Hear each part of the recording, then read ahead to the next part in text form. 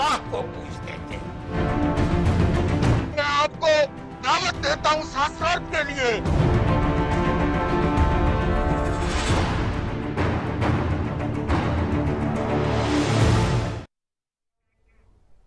नमस्कार, मैं हूं सूरज चौहान और आप देख रहे हैं बिंदास बोल। आज का बिंदास बोल आपके सामने लेकर आ रहा है कि कैसे भाईचारे का ढोल फूट गया है और वो भी रामलीला मैदान में। उस कालिया फिल्म में होने वाला क्या है, क्योंकि इन्होंने रामलीला मैदान क्षेत्र का नाम पहले ही उस्मान नगर कर दिया था। मतलब इरादा साफ था और होना ही और क्या था।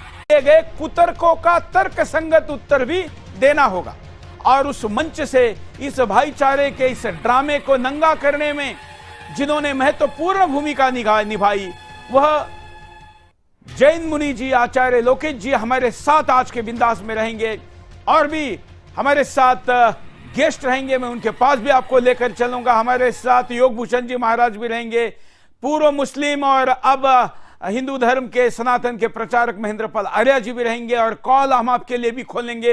विस्तार से उन कुतर्कों का उत्तर आज के शो में देंगे। पहले विस्तार से जरा मुद्दा देखें।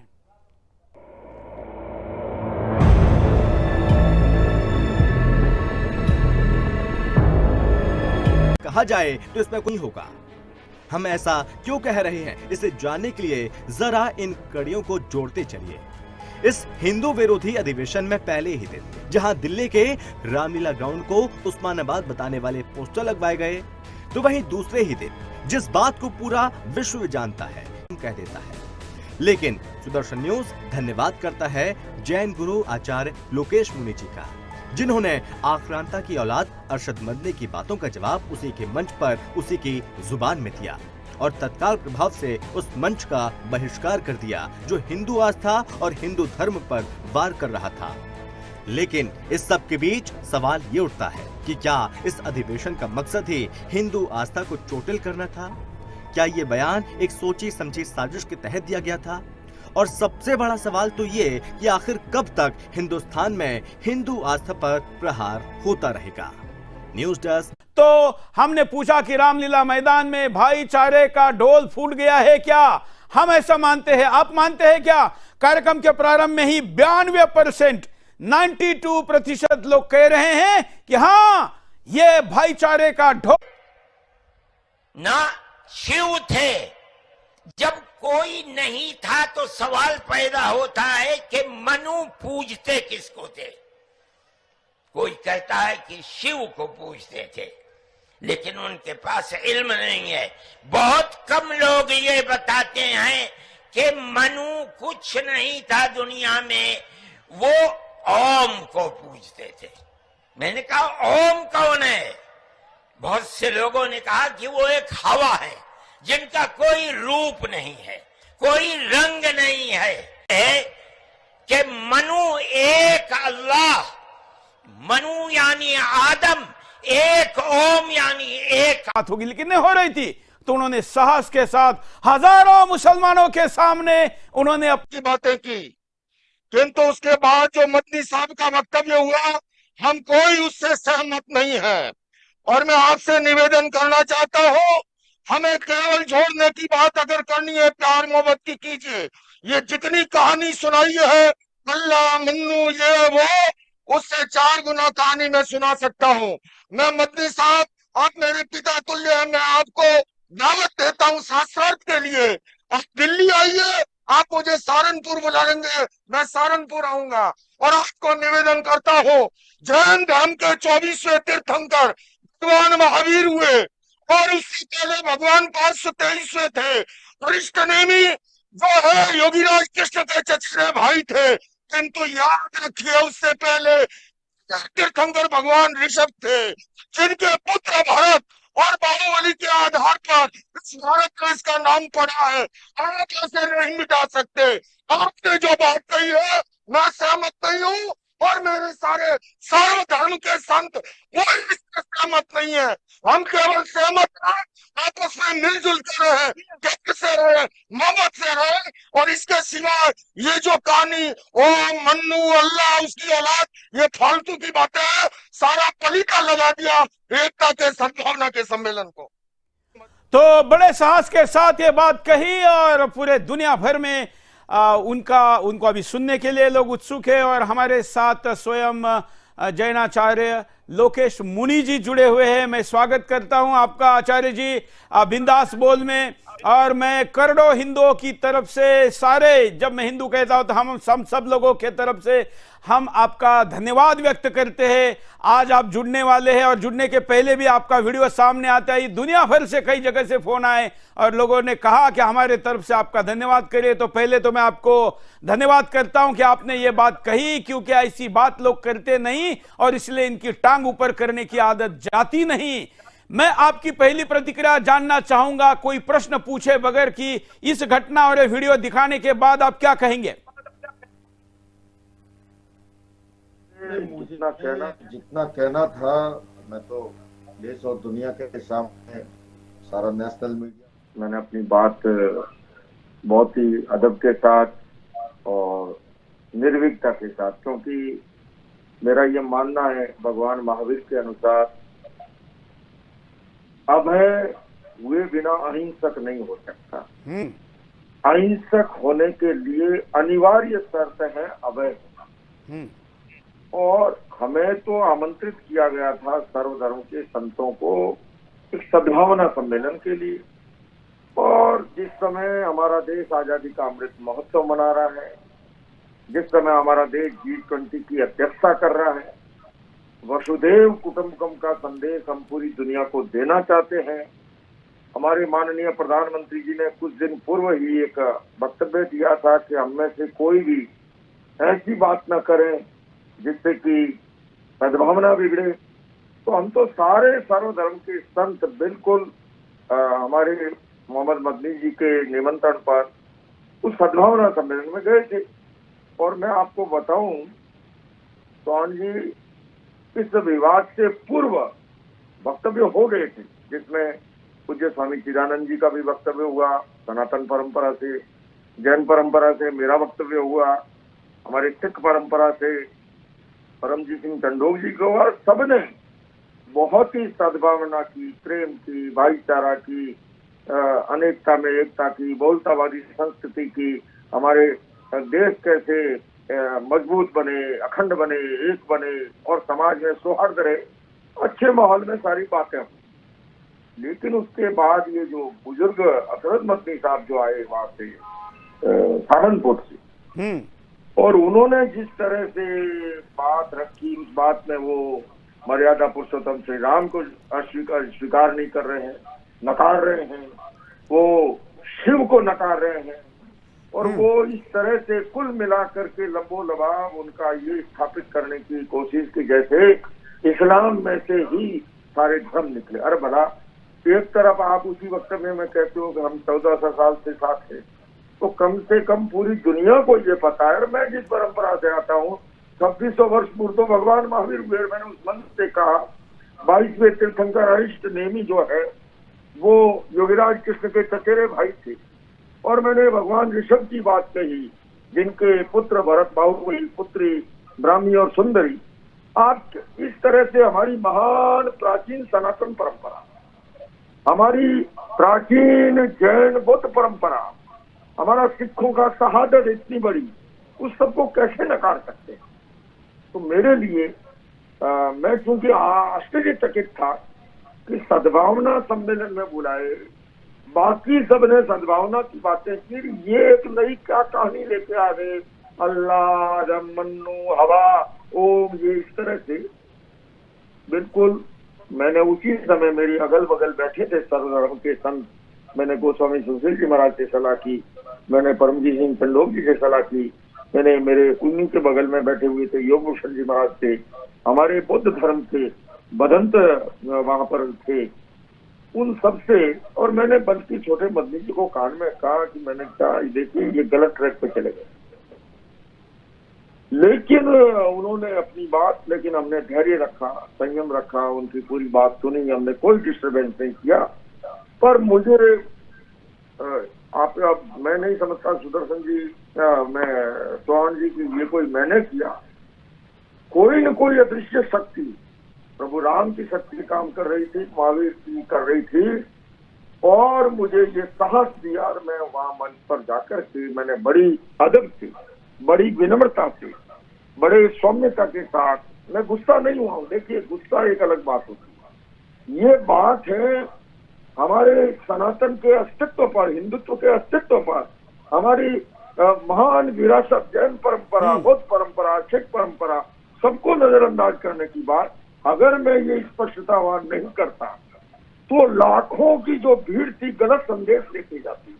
और बताऊं बड़ी मजे की बात, उसके बाद की इनकी स्क्रिप्ट ये थी कि मदनी जी जब वक्तव्य देकर के खत्म करेंगे, फिर सारे सर्वधर्म के संत उठेंगे, हाथों में हाथ लेंगे, एकता का सिंबल देंगे और पूरी दुनिया में ये मैसेज चला जाएगा कि जो मदनी साहब ने कहा है, न खाता न वही, मदनी जी कहे सो सही, ये सर्वधर्म के संतों ने मान लिया। मैंने उस समय तो ये कहा था कि मदनी साहब आपने पलीता लगा दिया सद्भावना के, एकता के सम्मेलन को, लेकिन आज मैं जब उसकी समीक्षा करता हूँ तो मैं कहता हूँ मैंने पलीता लगा दिया इनकी उस योजनाओं को जो कि गलत थी। वरना मैं, आपको पता है, कई बार आपको अच्छा नहीं भी लगता है, मुझे पता है, मैं सदैव जो है इस तरह के सम्मेलनों में, क्योंकि मेरा ये मानना है कि सोसाइटी में हमारे प्रधानमंत्री डेवलपमेंट की बात करते हैं, जब तक सोसाइटी में पीसफुल एटमॉस्फेयर नहीं होगा तो विकास के लिए इन्वेस्टर भी नहीं आएगा, विकास भी नहीं होगा। उसी नाते से एक प्रयास रहता है मेरा और मेरे मंच पर हिंदू, मुस्लिम, सिख, ईसाई, जैन, बुद्ध, दलाई लामा जी से लेके बाबा रामदेव जी से लेके श्री रविशंकर जी से लेके सदगुरु जगी वासुदेव जी से लेके बीके शिवानी जी से लेके, और सभी रहते हैं, प्रयास एक ही होता है। क्योंकि मेरा ये भी मानना है पर्यावरण प्रदूषण से ज्यादा वैचारिक प्रदूषण खतरनाक है। और मैं उस समय देख रहा था कि लाखों लोगों के बीच में ये वैचारिक प्रदूषण फैलाने की बात हो रही है, एक गलत ऐसी कहानी गढ़ करके और सबको नकारने की बात। इसलिए मुझे वहां से स्पष्टता करनी पड़ी और मुझे खुशी है कि मेरे धर्म के सभी संतों ने, जिस समय गोस्वामी सुशील जी महाराज जी, हमारे बौद्ध भिक्षु भदंत भी, हमारे भिक्षु, हमारे परमजीत सिंह कंडोग जी ने भी, हमारी दिगंबर परंपरा के आदरणीय योग भूषण जी महाराज भी, हमारे एक चंद्रदेव जी भी, स्वामी जी, वो सब ने एक साथ जो है वहां से, क्योंकि पहले ही ये तय हो गया था कि ये गलत हुआ है, हम इसमें यहाँ से नहीं रह सकते, हम उठ के आए।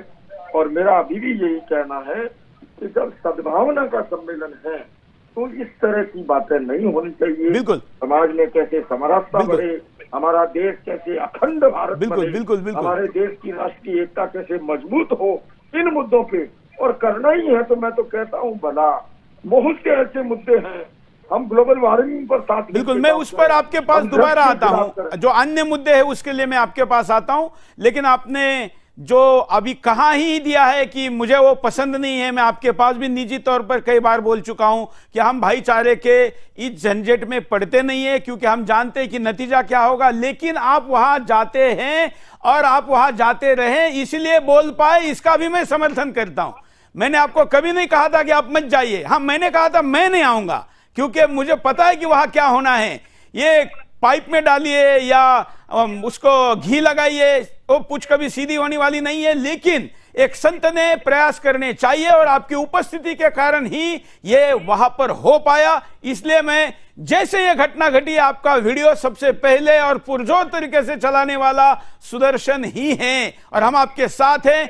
कुछ लोग आपके विरुद्ध माहौल बनाने का प्रयास करते हैं, मैं उनको भी इशारा देना चाहता हूं कि ये तो जन्म मृत्यु के भय से ऊपर उठने वाले लोग हैं। लेकिन हमारे आचार्य जी के तरफ अगर कोई टेढ़ी आंख करके देखेगा तो पहला सामना सुरेश चौहान कैसे करना पड़ेगा। मैं आपके पास पुनः आता हूं। हमारे साथ मेरठ शहर के शहर काजी रह चुके और वर्तमान में सनातन के एक बड़े अंतरराष्ट्रीय प्रचारक के तौर पर, जिन्होंने वैचारिक कुतर्कों को मात दी और जिन्होंने बड़े पैमाने पर इस देश में जाकिर नाइक से लेकर कई कुतर्कियों को भगा दिया, ऐसे महेंद्रपाल आर्य जी हमारे साथ है। मुद्दे पर अब आते हैं आचार्य जी, महेंद्रपाल आर्य जी, मैं पहले आपकी प्रतिक्रिया लूंगा और दूसरा प्रश्न उस वीडियो के बारे में पूछूंगा, दूसरे राउंड पर हम उस पर जाएंगे, इसलिए पहली प्रतिक्रिया आपकी।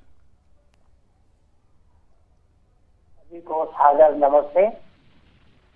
मेरी प्रतिक्रिया ये है कि हमारे आचार्य लोकेश मुनि जी ने उठ करके वहां से वो जा रहे थे विरोध करते हुए, वो दृश्य को मैं देखा और उसी दिन ही मैं वीडियो बना दिया था परसों, और कल भी वीडियो बनाया।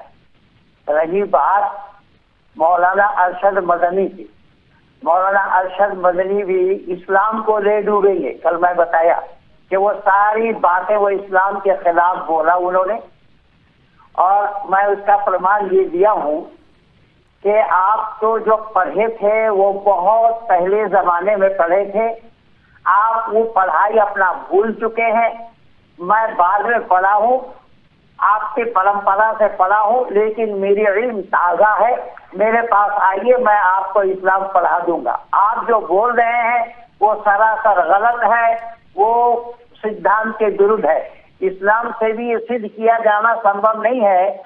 जो वो मनु की चर्चा कर रहे थे, मनु को वो जानते ही नहीं है कि मनु है कौन, और मनु का काल कब का था।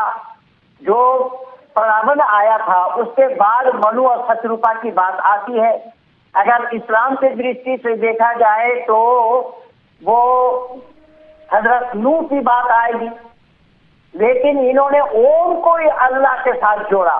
पर मैं आज आप लोगों के बीच में दुनिया वालों को ये कहना चाहता हूँ कि ओम में और अल्लाह में कोई मेल नहीं है। मैं इस पर पुस्तक भी लिखा हूँ।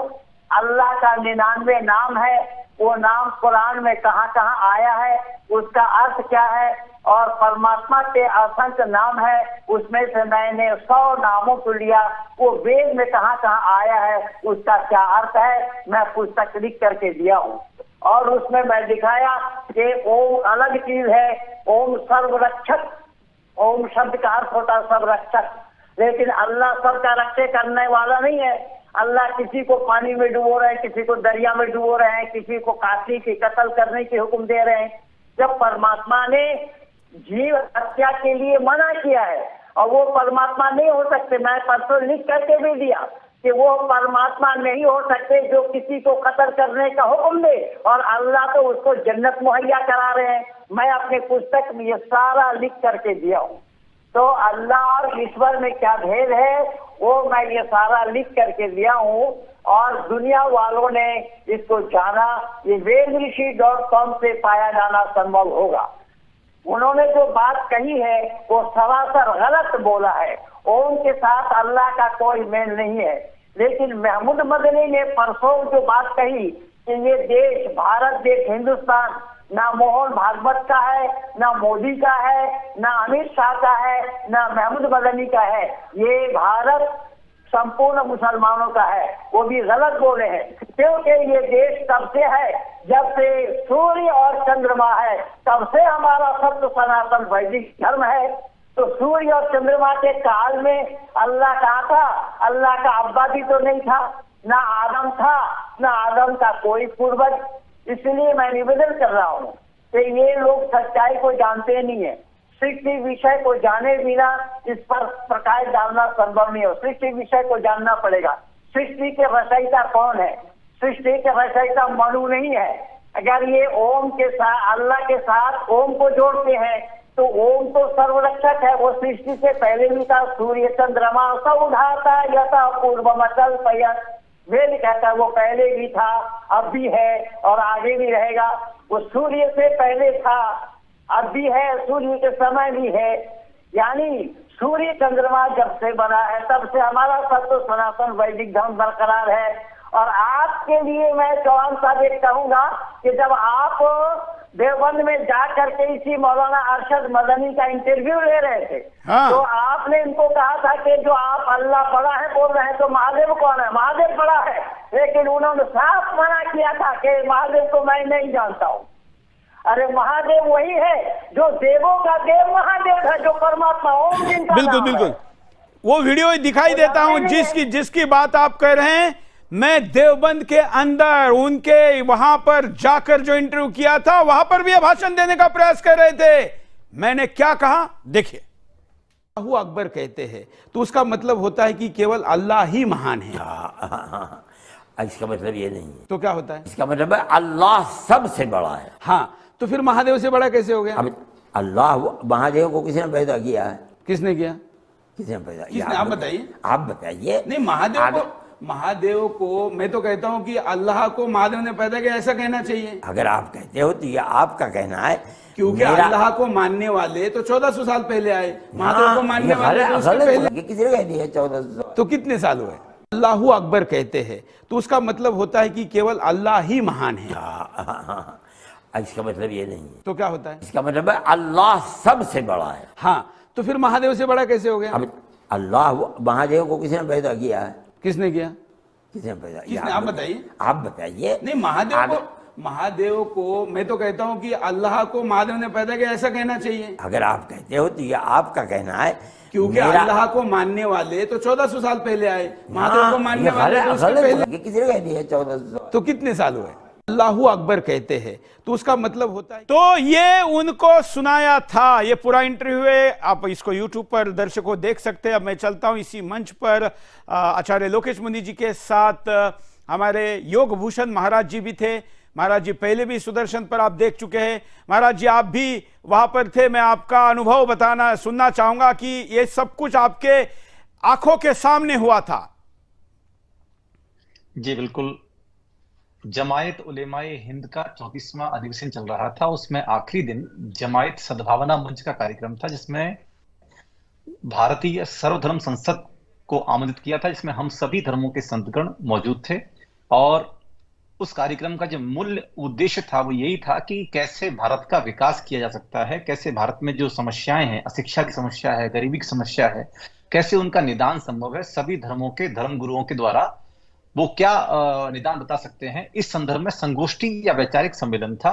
लेकिन जब हिंदू और जैन और बौद्ध परंपरा के व्याख्यान होने के पश्चात जब मौलाना अरशद मदनी जी का जब बयान आया, तो उन्होंने जो धर्म की बातें या धर्म का इतिहास बताना शुरू किया, तो वे बातें मुझे लगता है निराधार थी, जिनका कोई आधार नहीं है। क्योंकि सृष्टि का क्रम जैसा बता रहे हैं कि जब राम नहीं थे, शिव नहीं थे, ब्रह्मा नहीं थे, विष्णु नहीं थे, महेश नहीं थे, ऐसा कभी देखिए उन्होंने मुझे लगता है वेदों की जो परंपरा है, युग परंपरा, सतयुग, द्वापर युग, त्रेता युग, या कि जैन परंपरा में जो कालखंड की परंपरा है, उसमें अवसर्पणी काल है, उत्सर्पणी काल है, तो ऐसा कभी नहीं।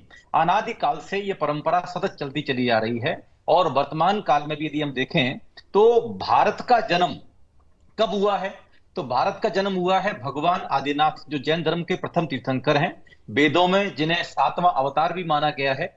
और उनके जो पुत्र हैं, प्रथम पुत्र हैं भरत चक्रवर्ती, उनके नाम से इस देश का नाम भारत पड़ा है। तो भारत का जन्म हुआ प्रथम तीर्थंकर भगवान ऋषभ देव के प्रथम पुत्र भरत चक्रवर्ती के समय में। उससे पूर्व इसका नाम आर्यवर्त था। तो ओम की तुलना अल्लाह के साथ करना, या देश को या सभी आवाम को ये बताने की कोशिश करना कि अल्लाह और ओम एक है और हम सबसे पुराने हैं, तो ये निश्चित रूप से बातें निराधार थी। इसके अलावा जो उन्होंने दूसरी बात जो की कि हमने कभी लोगों को धमका करके कभी धर्मांतरण नहीं कराया। अरे भाई, धर्म के नाम पर आपने देश बांट दिया, आपने पूरे देश को आधा कर दिया। आप कह रहे धर्म के नाम पर आपने कुछ नहीं किया। हमारे जैन मंदिरों की यदि मैं बात करूं, कितने सारे मंदिर केवल और केवल धर्म के नाम पर तोड़ दिए आपने।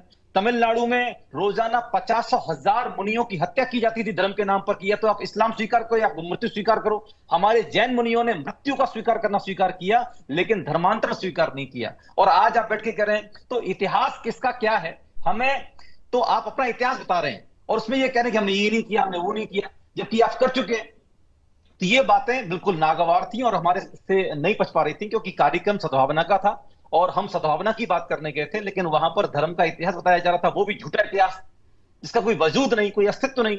तो ये जो है झूठा इतिहास बताना हमारे लिए बिल्कुल स्वीकार नहीं था। और इसीलिए श्रद्धेय आचार्य लोकेश मुनि जी ने उनका विरोध किया और वे वहां से उठ करके चले आए। बल्कि उनके साथ जितने भी हम सब वो लोग मौजूद थे, भारतीय सर्वधर्म संसद के जितने भी लोग मौजूद थे, सभी ने वहां से चलना ही जो है मुनासिब समझा। बिल्कुल, मैं आचार्य जी के पास ही अभी चलता हूं। आचार्य लोकेश मुनि जी, जिस प्रकार से आपने वहां पर चुनौती दी कि मैं शास्त्रार्थ करने के लिए तैयार हूं, वो मंच भी सजा रहे हैं शास्त्रार्थ के नाम पर ही। तो अभी ये घटना घट के इतने घंटे क्या दिन बीत चुके हैं, उन्होंने आपकी चुनौती स्वीकार की क्या? नहीं, मैं तो इंतजार कर रहा हूं। अभी तक मेरे पास ऐसा कोई संवाद मुझे प्राप्त नहीं हुआ है उनकी ओर से मैंने ये सहारनपुर वाले बड़े मदनी जी को, मैंने जिनका वक्तव्य था, उन्हें ये कहते हुए कि आप मेरे पिता तुल्य की उम्र के हैं और मैं बड़े अदब से आपको दावत दे रहा हूँ साक्षात के लिए, आप दिल्ली आइए, चाहे आप मुझे सहारनपुर बुलाइए, लेकिन ये जो आप बात कह रहे हैं मैं ये इसको गलत सिद्ध करूंगा।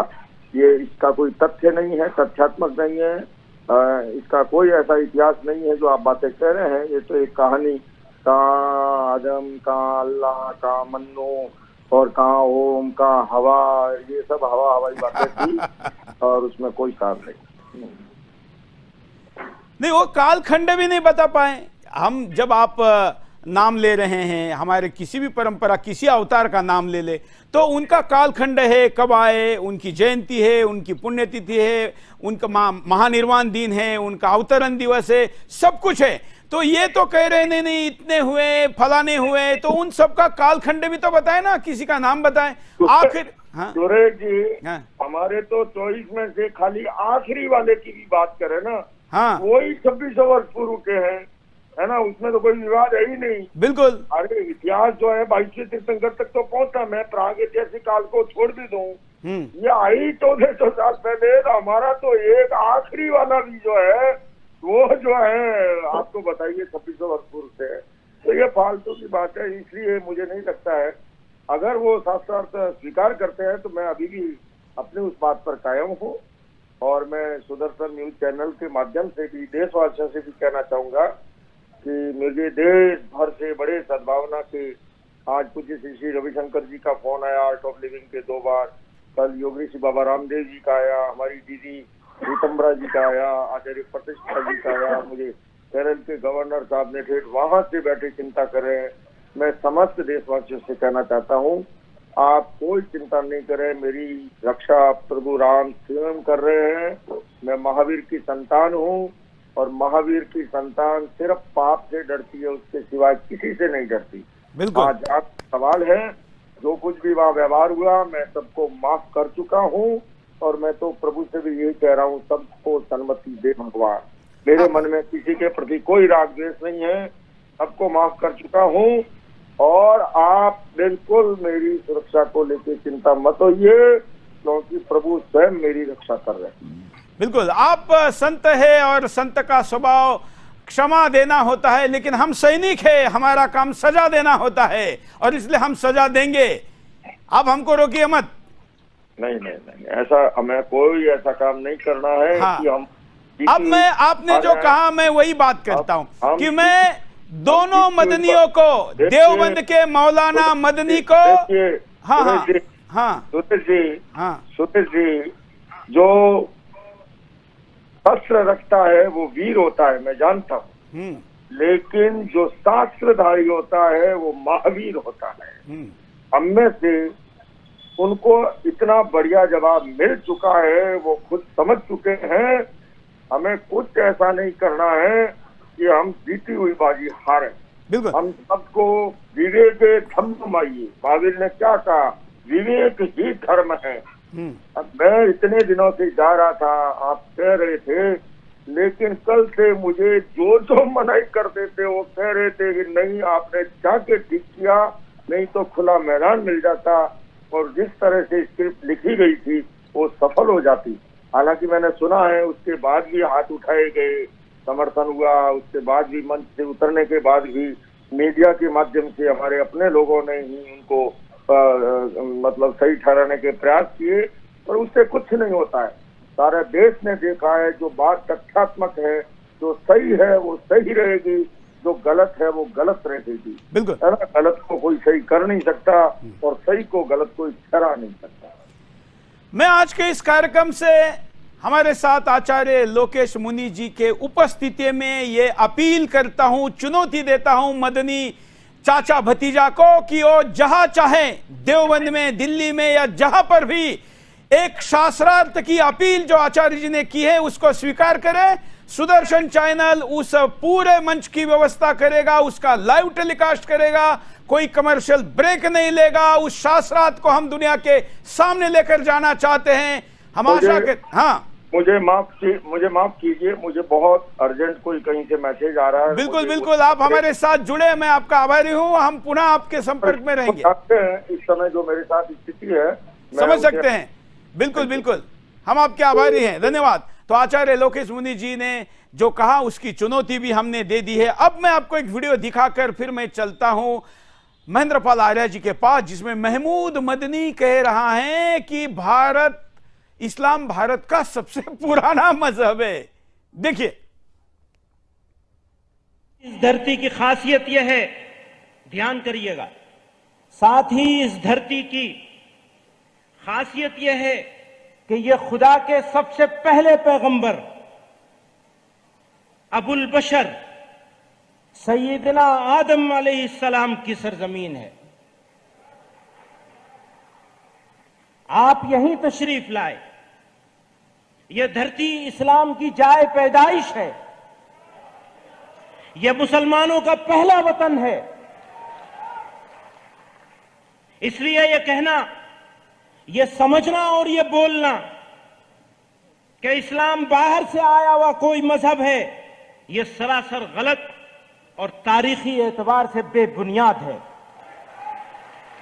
इस्लाम इसी मुल्क का मजहब है और सभी मजाहिब में, सारे धर्मों में, सारे रिलीजन में सबसे पुराना मजहब है, सबसे कदीम और पुराना भी है। इस्लाम के आखिरी पैगंबर हजरत मोहम्मद सल्लल्लाहु अलैहि वसल्लम इसी दीन को मुकम्मल करने के लिए तशरीफ लाए थे। इसलिए मैं वाज़ेह तौर से कहता हूं कि भारत हिंदी मुसलमानों के लिए वतनी और दीनी दोनों हैसियतों से सबसे अच्छी जगह है। साथ ही इस धरती की खासियत यह है, ध्यान करिएगा, साथ ही इस धरती की खासियत यह है कि यह खुदा के सबसे पहले पैगंबर अबुल बशर सैयदना आदम अलैहिस्सलाम की सरजमीन है। आप यहीं तशरीफ लाए। यह धरती इस्लाम की जाए पैदाइश है। यह मुसलमानों का पहला वतन है। इसलिए यह कहना, यह समझना और यह बोलना कि इस्लाम बाहर से आया हुआ कोई मजहब है, यह सरासर गलत और तारीखी एतबार। तो आप सुन रहे हैं ये वीडियो, मैंने तो इवेंट के पहले ही बता दिया था, क्योंकि ये मुख्य उस कार्यक्रम के पहले का है। मैं महेंद्र पाल आर्य जी के पास चलता हूं।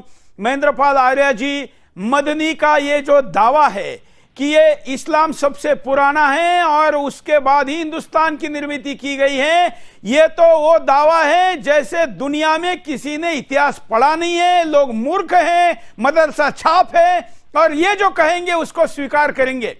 हम कॉलेज जाते थे तो एक घटना घटती थी कि बस में चढ़ने के पहले कुछ लोग क्या करते थे कि खिड़की से सीट पर रुमाल डाल देते थे और एक कहते थे कि रुमाल डाला है ना तो ये सीट हमारी हो गई। हम लोग तो कॉलेज जाने वाले थे, अंदर जाकर उस रुमाल को उठाकर बाजू में रख देते थे और उसको कहते थे कि कल तुम पूरे बस पे रुमाल डाल दोगे और कहोगे कि पूरी बस रिजर्व हो गई है। ये कैसे चलेगा? ये पूरे हिंदुस्तान पर रुमाल डालकर बाप की जागीर है कहने का जो तरीका मदनी का है, इसका आपसे हम तर्कसंगत उत्तर चाहेंगे। मैं इसका उत्तर उसी दिन ही, परसों ही दे दिया था। ये बोल रहा है, झूठ बोल रहा है और ये मेरे बाद में मौलवियत का कोर्स किया है। मौलाना महमूद मदनी मेरा 72 में कोर्स हुआ है और इसके बाद इसने मौलवियत की कोर्स की है। तो मैं निवेदन कर रहा हूँ, इससे आयु में भी मैं बड़ा हूँ। मैंने इसका हवाला दिया कि आदम को हिंदुस्तान के सरजमी पर गिराए थे। ये बोल रहा है कि अबुल बशर हजरत आदम अलैहिस्सलाम को अल्लाह हिंदुस्तान में गिराए थे। मैं पूछना चाहा उससे कि अबुल बशर को बनाया कहाँ गया था, वो बोलो। तो वो बोलने के लिए वो कहेंगे जन्नत में बनाया गया था, लेकिन कुरान से, हदीस से कहीं से भी प्रमाण मिलना संभव नहीं है कि वो जन्नत में बनाया गया। तो जब आदम को दुनिया में डाला गया और वो आया है इनके किताब में, कससुल अंबिया नाम की किताब है जो नबियों का किस्सा जिस किताब में लिखी गई है, उसमें बताया गया है कि हिंदुस्तान के सरजमीन पर आदम को गिराया था। लेकिन आदम को गिराया था, आदम बनने से पहले गिरा या बन करके गिरा? तो जब बनाया गया था, कहीं पर भी अल्लाह ने बनाया, तो जब इस्लाम का है, ये कह रहे हैं कि ये इस्लाम की बपोती है हिंदुस्तान, तो इस्लाम तो मानता है कुरान को, तो कुरान किस जुबान में है? कुरान अरबी जुबान में है। तो अरबी जुबान भारत वालों का है क्या? आज तक कोई भारत वाले अरबी जुबान में बोलते हैं सिवाय मुसलमानों को छोड़कर? तो मुसलमानों की जुबान अरबी है और अल्लाह ने खुद बताया है कि इन्ना अंज़लनाहु कुरआनन अरबिय्यन लअल्लकुम ताक़िलून, कि मैंने कुरान को अरबी जुबान में नाजिल किया कि तुम्हारी मादरी जुबान अरबी है, तुम सही सही समझ सको और अरब वालों को समझा सको। तो अरब वालों की जुबान लेकर के हिंदुस्तान बपोती बताने वाले, जैसा आपने रुमाल रख दिया था ऐसा ही रुमाल ये भी रख रहे हैं, ये बपोती बता रहे हैं। तो अरबी जुबान हिंदुस्तान का है क्या? पहली बात। दूसरी बात ये है कि आज तक तो हिंदुस्तान को इन्होंने माना नहीं, कोई हिंदुस्तान के तीर्थ स्थान को नहीं माना, उसी अरब की तरफ टकटकी लगाकर बैठे हुए होते हैं, वहां जाकर के ये हाजिरी लगाते हैं, अल्लाहुम्मा लब्बैक अल्लाहुम्मा लब्बैक अल्लाहुम्मा लब्बैक बोलते हैं, अल्लाह मैं हाजिर हूँ, अल्लाह मैं हाजिर हूँ। हाजिरी कहाँ लगी? उसी अरब में, जब उसी मक्का में हाजिरी लगती है इनकी। और ये तो जीते जी की बात हुई, मरने के बाद भी इनकी जुबान अरबी हो जाएगी। तो अरबी जुबान किन लोगों की है? अरब वालों की है या भारत वालों की है? इससे ये बात, इनकी बात अपने आप ही कट रही है। मैं दावा के साथ कह रहा हूँ, मैंने तो चुनौती दिया है और आपके चैनल का नाम लेकर के मैंने चुनौती दिया है, जो सुदर्शन न्यूज चैनल में मैं दावत दे रहा हूँ, आओ डिबेट के लिए, खुला मैदान है। हम तो वसीम रिजवी को लेकर के जब 26 दिन तक हमने कार्यक्रम कराया, उस समय भी तुम आलिमों का नाम लिया था सुरेश जी ने, लेकिन कोई सामने शक्ल तक दिखाने के लिए नहीं आए। आज क्यों भाग रहे हो? आओ, हिम्मत है तो सामने आकर के डिबेट करो, ये सिद्ध करो कि हाँ इस्लाम इस हिंदुस्तान का है। जब इस्लाम हिंदुस्तान का है तो हिंदुस्तान का नाम कैसे पड़ा? हिंदुस्तान नाम कैसे होगा? अरबिस्तान नाम होना चाहिए था। हिंदुस्तान तो हिंदुओं का रहने की जगह का नाम है। हिंदुस्तान जहाँ हिंदू लोग रहते हैं, तो हिंदुस्तान का रहने वाला हिंदू, और हिंदू के माने कदीम कौम। ये जो कदीम बोल रहा है ना, कदीम माने पुराना, तो कदीम माने पुराना है। और हिंदू शब्दकोश में आप ढूंढ करके देखिए, फिरोजुल लुगात में देखिए, लुगात फिरोजी में देखिए, और किसी भी अरबी, फारसी, उर्दू के लुगात में, शब्दकोश में हिंदू शब्द को देखिए तो कदीम कौम बताया जाता है। तो कदीम कौम वही है जो सूर्य चंद्रमा के साथ साथ जब परमात्मा ने दुनिया की सृष्टि की, रचना की, तब उस समय ये हिंदू, मुसलमान तो दुनिया में बनाए जाते हैं, ईसाई भी दुनिया में बनाए जाते हैं, ये जितने मत मजहब है सब दुनिया में बनाए जाते हैं, लेकिन हिंदू तो बन करके आया। वो तो परमात्मा का भेजा हुआ, परमात्मा का स्वयं प्रतिनिधि है, परमात्मा का डायरेक्ट प्रतिनिधि है हिंदू। तो फिर तुम बनाने के बाद कहाँ से बोल रहे हो, कैसे बोल रहे हो? ना आदम मुसलमान था, और आदम का मुसलमान होने का प्रमाण ना कुरान से दिया जाना संभव है, ना हदीसों से दिया जाना संभव है। इसका प्रमाण कहीं पर भी नहीं है। मैं चुनौती दे रहा हूँ, बार बार चुनौती दे रहा हूँ, और सुरेश जी ने भी तो दावा के साथ कहा है कि हमारे चैनल में आओ। मैं भी कल सुदर्शन न्यूज चैनल का नाम लेकर के बोला। तो कहने का तात्पर्य मेरा यह है, मैं ये सारा लिख करके सिद्ध कर चुका हूँ, प्रमाण दे चुका हूँ कि अल्लाह के साथ ओम का कोई मेल नहीं है। ओम अलग चीज है और अल्लाह अलग चीज है। ओम का उपदेश है, मित्र स्वचक्षुषा सर्वाणि भूतानि समीक्षा महे। अपने नजर से तमाम प्राणियों को मित्र के समान देखो, ये ओम का उपदेश है। और अल्लाह का उपदेश है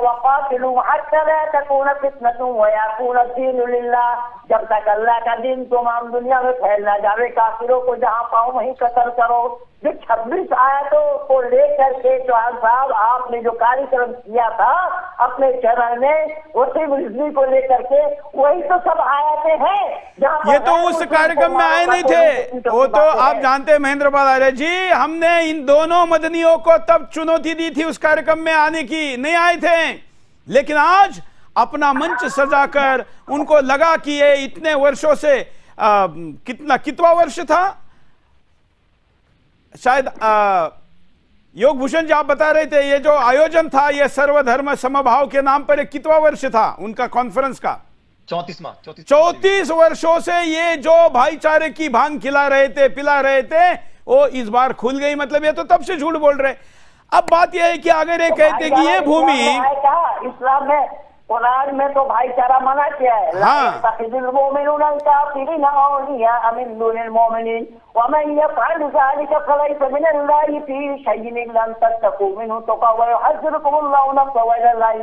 अल्लाह ने कहा साफ शब्दों में, मुसलमानों को छोड़कर काफिरों को दोस्त ना बनाओ दिल से और जुबान से। अगर तुम दोस्ती रखते इन काफिरों से तो मैं अल्लाह ताला तुमसे दोस्ती नहीं रखता। कहाँ है भाईचारा?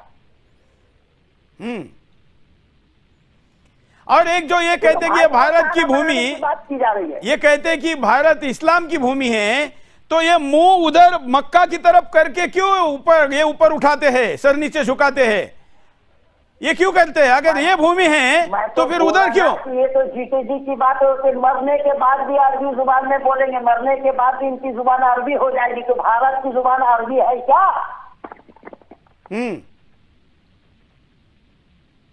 बिल्कुल।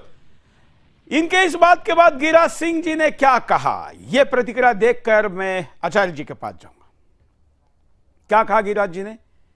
प्रतिक्रिया कई जगह से, औरंगजेब जैसे, मुगलों के जैसे आतंक से, डर से मुसलमान बने हैं, ये अब हमें तिस्मार खां दिखा रहे हैं, मुझे ज्ञान दे रहे हैं। यही मुसलमान औरंगजेब जैसे, मुगलों के जैसे आतंक से, डर से मुसलमान बने हैं, ये अब हमें तिस्मार खां दिखा रहे हैं, मुझे ज्ञान दे रहे हैं। यही मुसलमान औरंगजेब जैसे, मुगलों के जैसे आतंक से, डर से मुसलमान बने हैं, ये अब हमें तिस्मार खां दिखा रहे हैं, मुझे ज्ञान दे रहे हैं।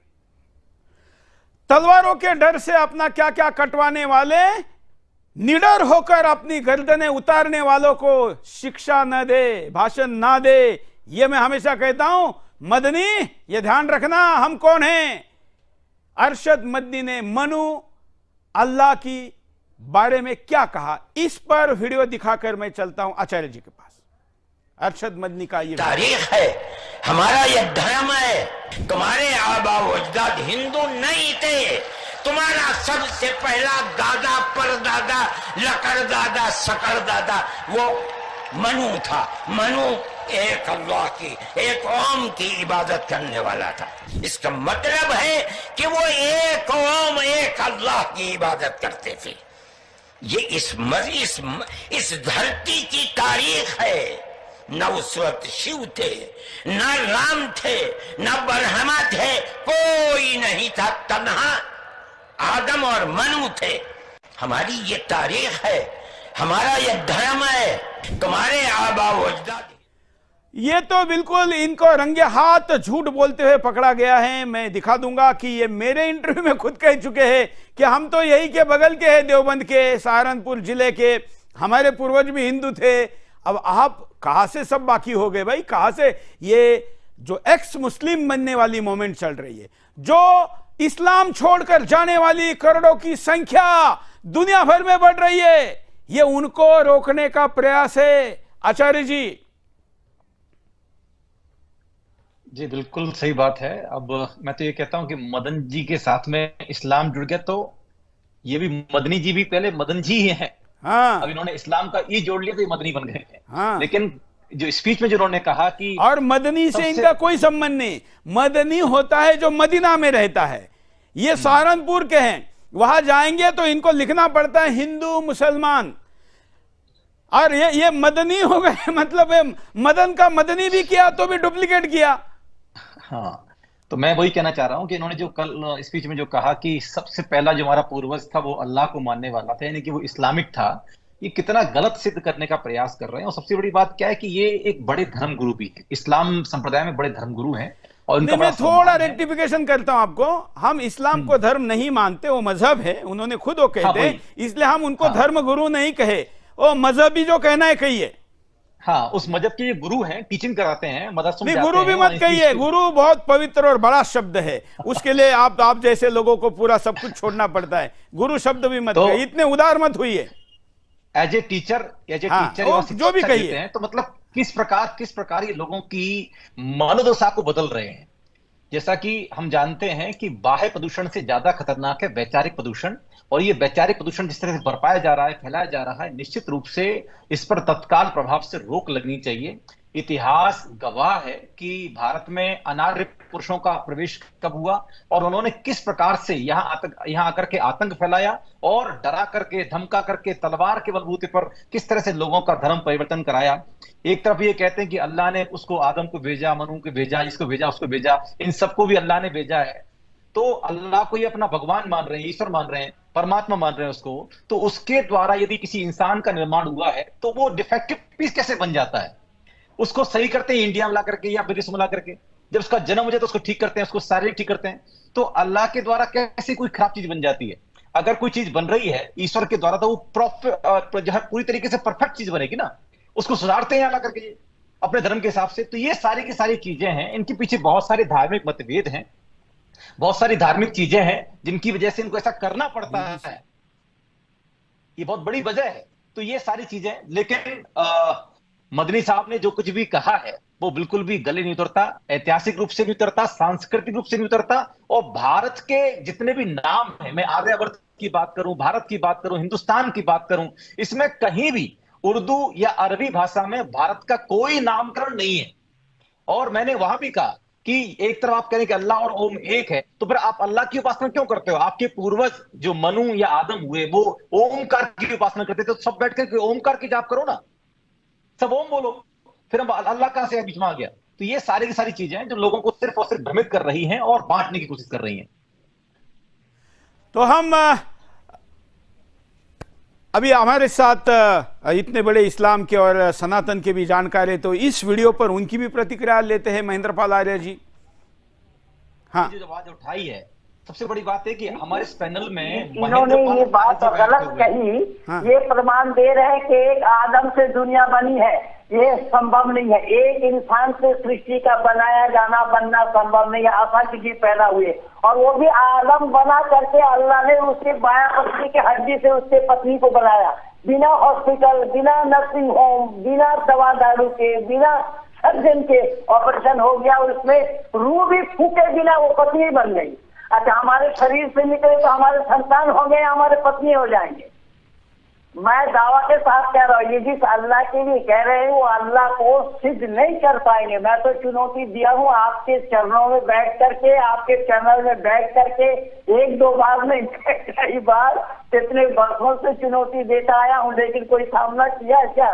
नहीं, कल बुलाते हैं ना, कल बुलाते हैं, कल फिर करेंगे इन बचे हुए वीडियो पे, कल पुनः चर्चा करेंगे, दोनों मदनियों को बुलाएंगे वहां पर। मैं कल वो भी बयान भेज देता हूं देवबंद, जा होंगे वहां पर। आज तो फोन नहीं उठाया, लेकिन कल हम उस पर अवश्य चर्चा करेंगे।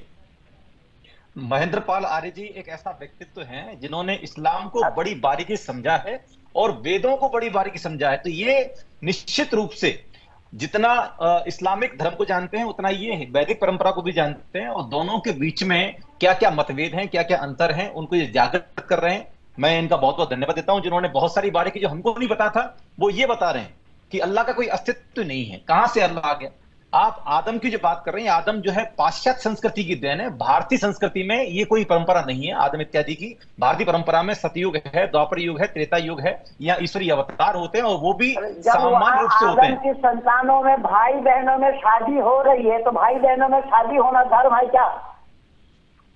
और भारत में हो रहा है, हमारे यहाँ तो माँ के 6 पीढ़ी को छोड़ना पड़ता है। बिल्कुल बिल्कुल बिल्कुल, हमारे यहाँ तो पूरा विज्ञान है। और कल हम आपसे वो जरा हायरार्की से समझेंगे कि हमारा क्या है। हम ये कई लोग जो कहते हैं कि हाँ हाँ हमारा भी पहला कोई बना होगा, तो ऐसा नहीं है। ये पहले पूरे सृष्टि की रचना कैसे हुई, किसने की, क्या की, वो सब कुछ कल हम बताने का प्रयास करेंगे। उनके साथ शास्त्रार्थ करेंगे। ये बिल्कुल गलत है कि मनु ने बनाई, ये जानते ही नहीं है कि मनु जी का भूमिका क्या थी, उनका रोल क्या था। बस ये इस्लाम बाकी सबसे पुराना है, ये साबित करने के लिए ये उनकी सर्कस थी, जिस सर्कस में वो गिर गए। मैं आज एक और मुद्दे पर सभी का ध्यान लेना चाहूंगा, लेकिन उसके पहले मैं आप दोनों अतिथियों का धन्यवाद करता हूं कि आपने आज के लिए समय दिया। हम कल पुनः मिलेंगे, आप दोनों भी रहिए, उनको भी, दोनों को बुलाते हैं। मित्रों, सुदर्शन से हमने बीबीसी के विरुद्ध कई वर्षों से, कई दशकों से लगातार आवाज उठाई है। यह विदेशी मीडिया हिंदुस्तान में आकर कैसे हिंदुस्तान की संस्कृति, कला, या का सार्वभौमत्व को चुनौती देता है, बार बार बताया। इस बार जब डॉक्यूमेंट्री आई थी तो मैंने अपने शो से आपको कहा था कि डॉक्यूमेंट्री इसलिए लाई गई है ताकि बीबीसी के खिलाफ एक कार्रवाई होने जा रही है। यह उनको पता था, इसलिए उन्होंने 2002 के पुराने मुद्दों को उठाकर यह डॉक्यूमेंट्री लाई है। यह सर्वतः आज गलत साबित हो गया कि डॉक्यूमेंट्री आई इसलिए इनकम टैक्स की रेड हुई, ऐसा नहीं है। मेरा पुराना वीडियो देखकर आप ये कह सकते हैं कि हमने इसको पहले ही बता दिया था कि बीबीसी पर कार्रवाई होने जा रही है। सारे डॉक्यूमेंट थे, वो भी एक न्यूज मीडिया संस्थान है, तो उनको इसकी भनक लग गई और उन्होंने डॉक्यूमेंट्री लाई ताकि ये विक्टिम कार्ड खेला जा सके कि हमने डॉक्यूमेंट्री दिखाई इसलिए हम पर कार्रवाई हुई है।